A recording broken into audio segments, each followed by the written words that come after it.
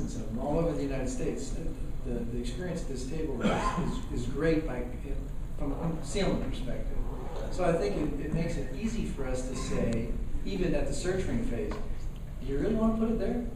Because if you put it there, that's an $80,000 concealment. If you put it over here, that's a $35,000 flagpole. I mean, you're telling me you always want to save money, but I'm just, that's the argument you can throw out. And we've done that before, but it's so rare. I mean, it's hen's teeth.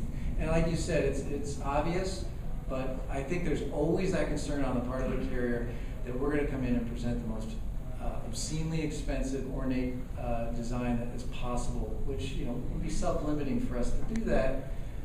And it's not something that it's good for us to do anyway, but it's just out there as a reality. They don't want to wind up concealing every site. They feel like that's probably a step towards that direction. And that is the reality.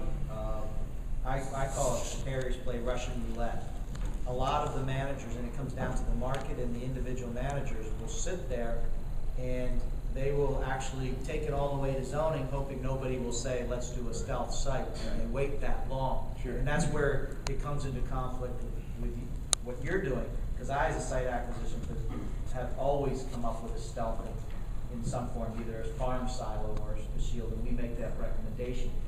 But we get a lot of pushback, and they will then take it, and construction will take it over, and 9 times out of 10, they won't contact a stealth company. And I think that's where you're at a disadvantage. And somehow that's got to be overcome, because it is becoming a bigger problem as we get pushed more and more into residential and urban areas with the increase of sites coming out there.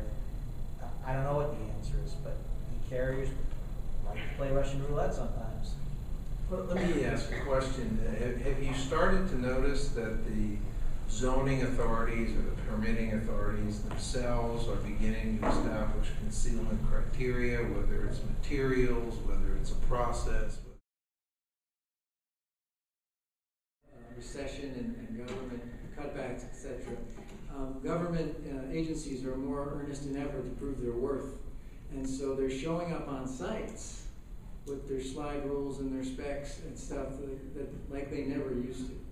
So they're uncovering inconsistencies, maybe in an installation procedure, maybe in how something is built versus how it was drawn, whatever the case may be. So you just want to make sure, I think, if you're in a big city especially, that you're addressing that, and that you've got someone on site that's doing that, pulled all the permits and doing everything by the book, because you can run into some really serious fun if that's not the case.